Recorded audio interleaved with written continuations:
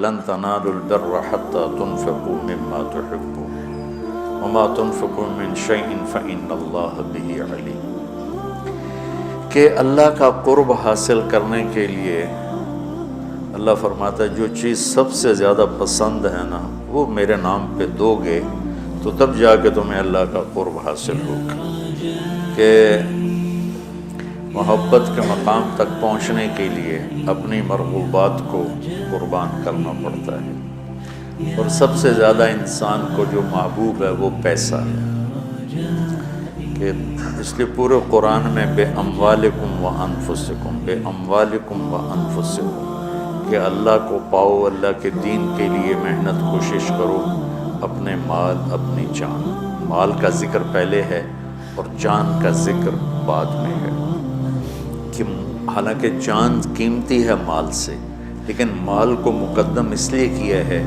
کہ لوگ مال پر اپنی جانیں قربان کر دیتے ہیں، تو جب آدمی مال قربان کرتا ہے تو پھر جس جہاں مال لگتا ہے دل بھی وہاں چلا جاتا ہے۔ ایک صحابی آیا، یا رسول اللہ مجھے موت سے ڈر لگتا ہے، آپ نے فرمایا تیرے پاس کوئی پیسے ہیں؟ کہ جی ہیں۔ کہا وہ اللہ کے نام پہ خرچ کر دے، موت کا ڈر نکل جائے گا، کہ جہاں آدمی کا مال جاتا ہے وہیں اس کا دل بھی چلا جاتا ہے۔ امام زین العابدین علیہ السلام کی خدمت میں کوئی آتا تھا سائل، تو کہتے اللہ تیرا شکر ہے، تو نے میرا سامان میرے گھر پہنچانے کے لیے سواری بھیج دی۔ سمجھو ان کی بات، کہ اللہ تیرا شکر ہے تو نے میرا سامان میرے گھر پہنچانے کے لیے سواری بھیج دی، کہ جو میں اس کو دوں گا وہ تجھے دینا ہے، اور جو تجھے دوں گا وہ جنت میں میرے لیے جمع ہو جائے گا، اور اصل گھر ہمارا جنت ہے، دنیا نہیں ہے۔ تو کہتے تھے یا اللہ تیرا شکر ہے کہ تو نے میرے گھر کا سامان میرے گھر پہنچانے کا سامان پیدا کر دیا۔ تو جو اللہ سے سخاوت مانگی۔ موسیٰ علیہ السلام نے پوچھا کہ اللہ تیرے ناراض ہونے کی نشانی کیا ہے؟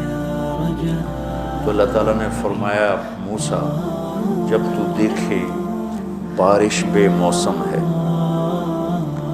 اور پیسہ بخیلوں کے پاس ہے اور حکومت نادانوں کے پاس ہے تو سمجھو میں ناراض ہو چکا ہوں۔ جب بارشیں بے موقع ہوں، پیسہ بخیلوں کے پاس ہو، کیوں نہ خود خرچ کریں نہ کسی اور پہ خرچ کریں، اور حکومت بے وقوفوں کے پاس ہو تو میں ناراض ہوں۔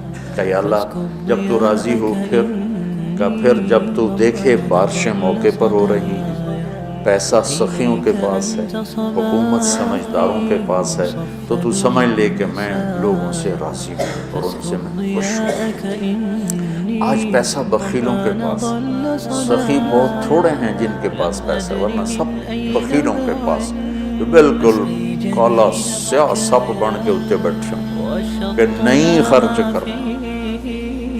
اور ایک کم وقت ہوتا ہے، وہ بخیل کا بھی پیو ہوتا ہے، وہ شحیح ہوتا ہے۔ بخیل تو اوروں پہ خرچ نہیں کرتا، اپنے اوپر پھر بھی کر لیتا۔ ایک شحیح ہوتا ہے کہ نہ اپنے اوپر خرچ کرنا نہ کسی اور پہ خرچ کرنا، بس گن کے خوش ہو کے مر جانا۔ کروڑ ہو گیا، 2 ہو گیا، 100 ہو گیا، 100 ارب ہو گیا، ارب ہو گیا، ملین ہو گیا، ٹریلین ہو گیا، اور بڑی بڈھے ہر شے چھڑ کے مر جانا۔ پچھلے اولاد دا پتہ نہیں نصیب ہے کہ نہیں ہے۔ نصیب یہاں لکھا ہوتا ہے، ماں باپ نصیب نہیں بناتے، نصیب یہاں لکھا ہوتا ہے۔ تو اللہ کو بخل سے نفرت ہے اور سخاوت اللہ کو پسند ہے، اس لیے اللہ نے ادنا درجہ رکھا سخاوت، زکوٰۃ کم از کم 2.5% دے دو۔ یہ جو بارڈر ہوتے ہیں نا، بارڈر، تو یہ پاکستانی بارڈر ہے، یہ انڈین بارڈر ہے، یہ والی جگہ جو ہوتی ہے نا یہ مشترکہ ہوتی ہے، تو ادھر سے وہ ادھر آ گیا ہے، پاکستان سے وہ نکل چکا ہے، انڈیا میں داخل نہیں ہوا ہے۔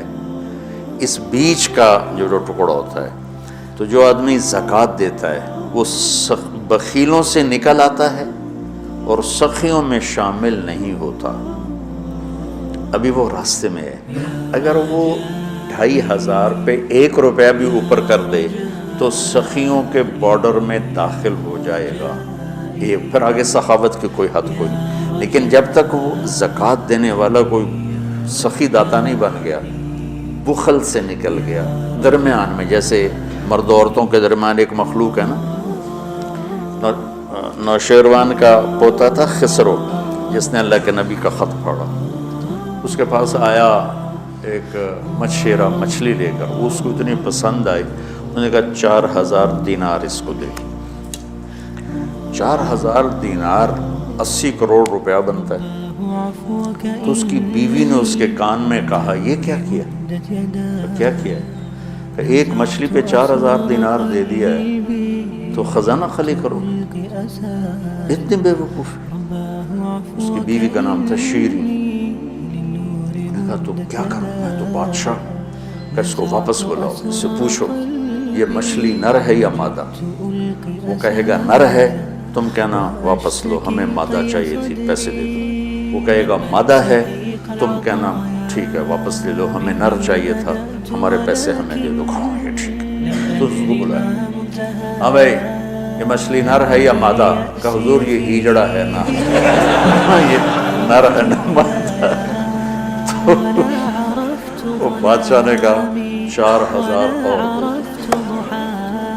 وہ تو بیگم اس کی اور غصے میں ہو گئی لال پیلی. جب وہ 8000 دینار لے کے چلا تو 1 دینار گر گیا، اس نے وہ بھی اٹھا لیا. اس نے بیوی نے کہا دیکھو کتنا بے غیرت ہے، آپ نے اس کو اتنے پیسے دیے ہیں کہ ساری اس کی اگلی نسلیں کھائیں گی، اور 1 گرا ہے وہ بھی نہیں چھوڑا، وہ بھی اٹھا لیا ہے. یہ بہت بخیل آدمی، اس سے سارے پیسے واپس لے. اس نے پھر اس کو بلا لیا. ابھی ہم نے تمہیں اتنا دے دیا تھا، 1 دینار اگر گر گیا تھا تو کیا تھا، کیوں اٹھایا؟ تو حضور اس پہ آپ کے نام کی مہر ہے، کسی کا پاؤں پڑ جاتا تو بے ادبی ہوتی، تو میں نے اٹھا لیا. انہوں نے کہا 4000 اور دے دو. مولوی عام طور پہ فقیر لوگ ہوتے ہیں، عام طور پہ ان کے پاس ہوتا ہی نہیں کہ سخاوت کریں. لیکن سخاوت پیسے سے نہیں ہوتی، دل سے ہوتی ہے. اللہ سے سخاوت مانگو کہ اللہ تمہیں سخی بنائے.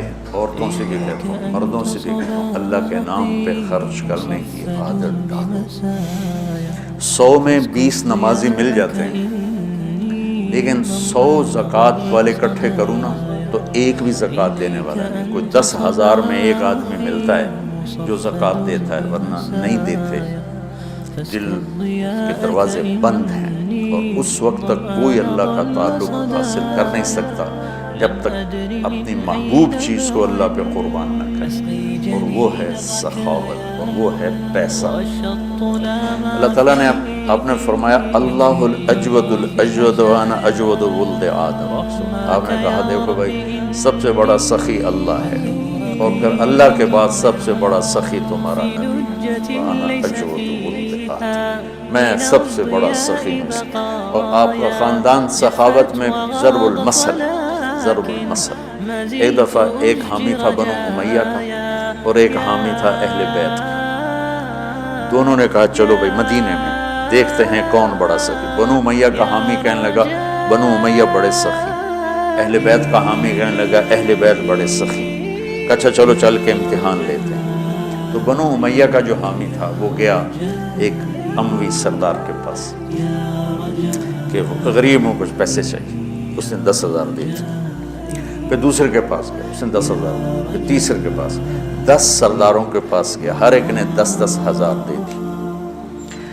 ان کے تو نام کہیں نہیں لکھے ہوئے. یہ جو اہل بیت والا تھا یہ گیا عبداللہ بن جعفر کے پاس، ضرورت مندوں نے 1 لاکھ دے دیا.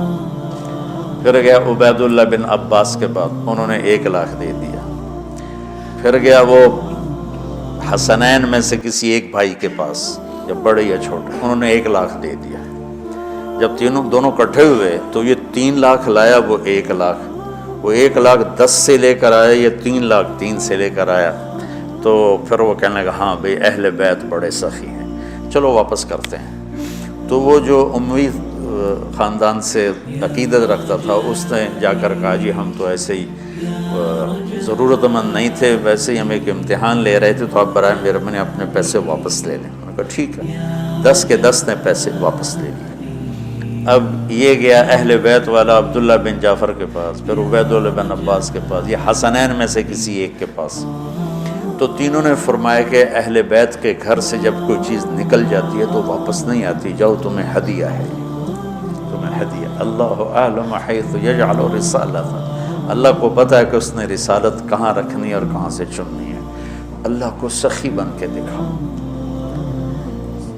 بخیل سے اللہ دوستی نہیں لگاتا اور سخی سے اللہ دوستی نہیں توڑتا، چاہے وہ فاسق ہی کیوں نہ۔ اور شیطان کہتا ہے مجھے بخیل سے کوئی ڈر نہیں ہے، چاہے تو راتوں کو تہجد پڑے، دن میں روزے رکھے، کہ اس کا بخل ایک دن اسے جہنم میں لے جائے گا۔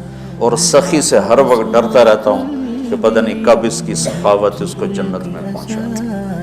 تو اللہ خود کریم ہے، سخی ہے، سخاوت کو پسند کرتا ہے۔